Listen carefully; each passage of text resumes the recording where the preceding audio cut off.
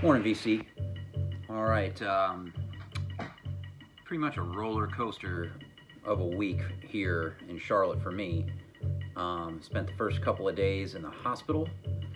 I guess it was something I ate, and it was pretty fucking bad.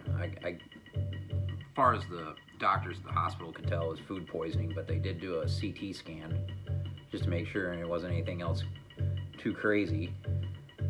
So I get out of the hospital, go back to work the following day, and then I realized that night Herbie Hancock was in town at the Belk Theater, Blumenthal Performing Arts. So yeah, I got some footage here of Herbie at age 84, throwing down with a great band. Phenomenal gig. The drummer, which Felipe had warned me about, was going to steal the show, and he certainly did. He's a 25-year-old kid, just tight, precise, had all the right groove.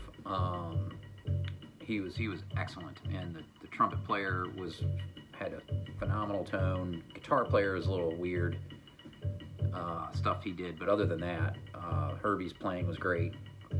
He was jumping up and down at the end with the guitar at 84.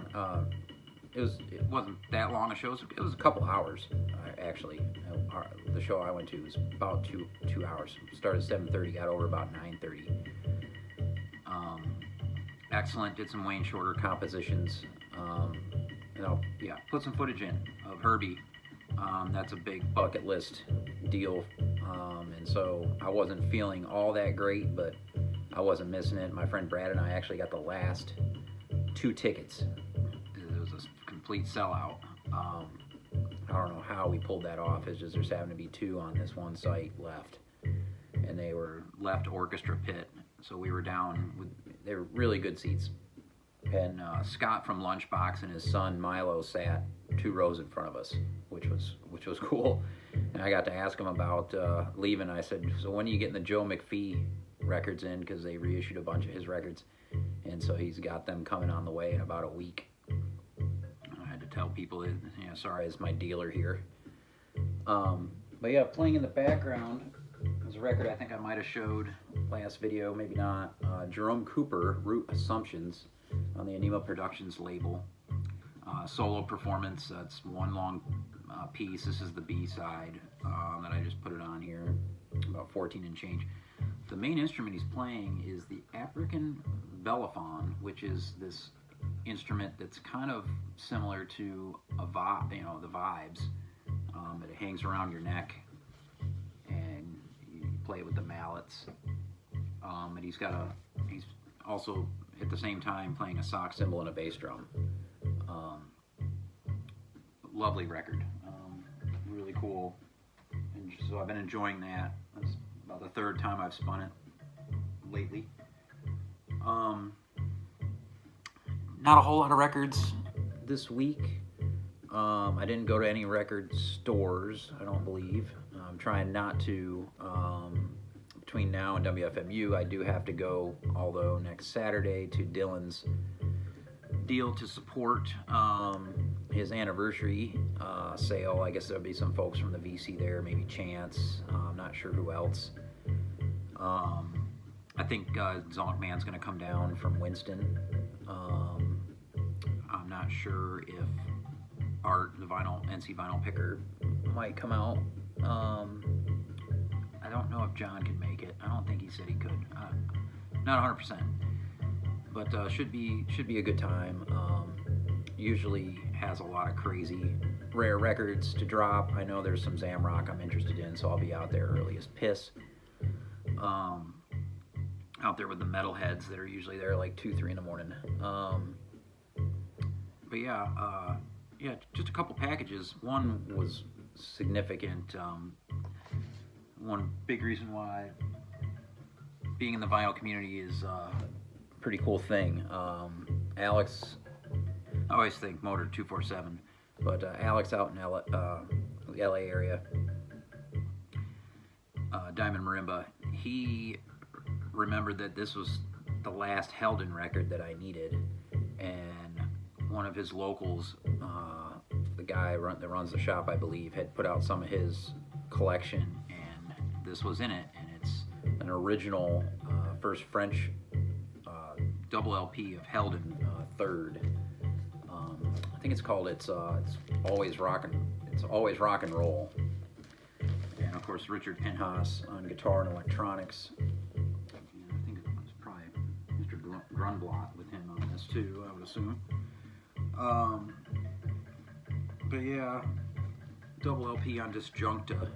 This has some other versions too, but this is the first French. It's in fantastic shape. So this was a big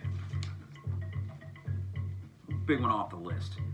This was definitely one that was on my WFMU short list. I have a 25 record short list, and this was one. I've actually checked off now 2 off that list, so it's down to like 23 records. So that was great. But he also threw in some free CDs, which was very kind of him. And these are all very cool. This one is Bobby Bradford and Friends honor a great American, Jackie Robinson, stealing home. So it's Bobby Bradford on trumpet and his group with like Henry Franklin on bass. And he got this at the show that him and Sherv went to. And yeah, very cool. I guess this was the only work that Bobby Bradford was ever commissioned to do. So that's cool. I'm gonna check these CDs out today and get the boombox out here. And then this is Saxophone Electro Acústico de Mexico from Omar Lopez, or Omar, I don't know if it's Omar Lopez the third, but this is on, I don't know what label, but this is a CD, great Mexican stuff. He sent me a thing here, let's see what it says here. Really cool avant sax stuff from Mexico. I guess he got it from Jose a while back, but he passed it on to me. I'm very stoked to check this out. And then he's got this one here that he sent. This one's going to be very interesting because I don't know anything that's on this, or I don't really recognize many of these musicians other than maybe Tom Recchion. I recognize that name, but this is the Los Angeles Free Music Society CD. Comp 21 songs, and see what he says about this one. He says this is well, he got it from Tom, who was part of this collective. It should be some top shelf weirdness from Los Angeles. Yeah, this one I'm really excited to listen to. It has this kind of Obi thing here, which was interesting. Some artwork on it. I know that Mazzy's talked about this group before and shown some things that he's got from it, the Los Angeles Free Music Society. So that was very cool. So thank you, Alex. Looking forward to checking those out today. I think 2 packages came in. Other than that, this week, I did get 1 record from Permanent. They've been posting every day. I've been passing on a lot of stuff. But this one I couldn't pass up. It was a good price, and a mint copy of the Jesus Lizard Head. It's an original 1990. I think this was like 40. I mean, this, you're not going to be able to walk into a shop and get, a deal like that. So yeah, grab this on Touch and Go. So Jesus Lizard OG. So got that off the Instagram, and then last but not least, my friend Lee made me aware that this was released from Amphetamine Reptile. They do all these special pressings that are kind of expensive, but this one I wasn't going to pass on. I rarely get these, but I'm a huge fan of Helmet. One of the first bands I ever heard in college back in 1990. And this is the 89 demo that they just released of Born Annoying, and they did this really cool, special cover, and the vinyl is really cool. This is all custom made. On the cover, they did this splatter. It's really cool. It sounds pretty damn good for a demo. My favorite part of this is the B side, Shirley MacLaine and Geisha to Go, especially Shirley MacLaine, that song. Probably my favorite. Really good heavy driving stuff from Helmet. I've seen them a shit ton of times. They like to stop in Charlotte, which is cool. So,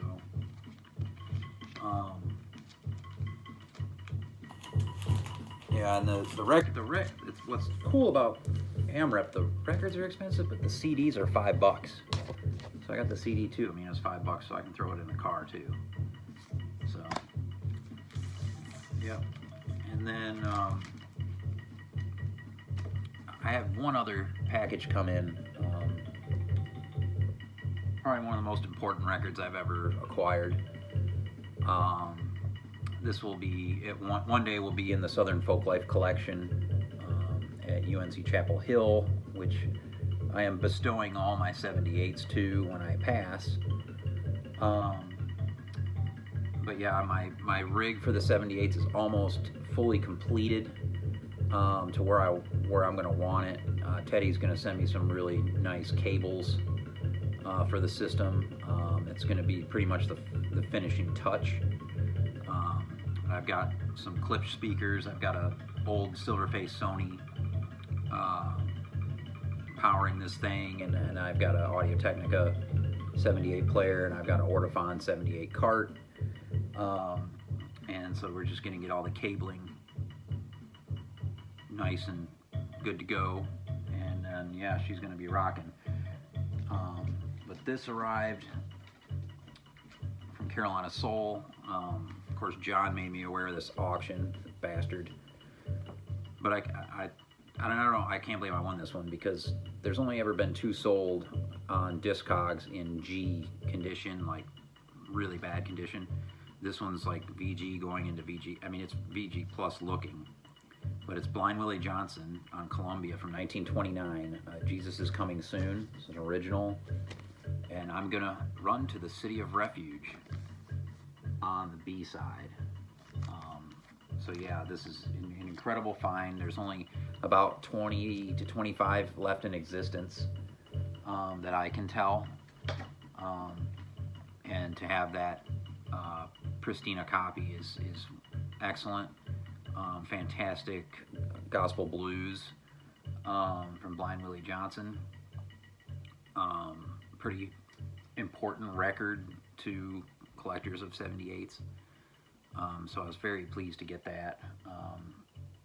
And it's interesting, at about 6:30 in the morning, we had when the hurricane hit here in Charlotte. It woke me out of a dead sleep because I thought the whole house creaked and the whole roof felt like it moved. And I jumped up and I grabbed that record because I hadn't put it away yet. And I got it into my kind of fire safe lockbox along with my L Saturns. And then was deciding whether I was getting in the tub or the closet. We had 60-mile-an-hour winds going at that time. And it was a little bit wild outside. Got a lot of rain prior, so it loosened up the trees, and so that's around 6:30. All the trees started falling in Charlotte. There's 3 big ones that fell across Plaza alone. One had just happened. They had cleaned one up, it let me through, and then one had just fallen. A cop had to go and try to pull it out of the street up ahead of me. Yeah, but really that's all we had here was a lot of debris, a lot of trees down, a lot of power outages. The flooding wasn't great, but it wasn't bad here, except for the Mountain Island Lake. Folks had to evacuate. The lake was about 10 foot over storm level, which is like the worst in 140 years. But out west of us, I feel for those folks. If there's anything you can do to find a way to help anybody in Western North Carolina, please do. I'm going to be checking in on folks that I know out there, like at Harvest Records and things like that, see how they're doing. One of my ex-girlfriends, I don't know what she's going to do. Her work in Chimney Rock was leveled, the building. I mean, if you look at App State, they're John sent me a picture there. The cars are underwater. They're just in parking lots at the school. Yeah, they took a big brunt of the storm here. Probably 30 inches of rain, which is nuts. It's like a 1,000-year flood event out Asheville mountain, out towards the mountains, Hickory, out that direction.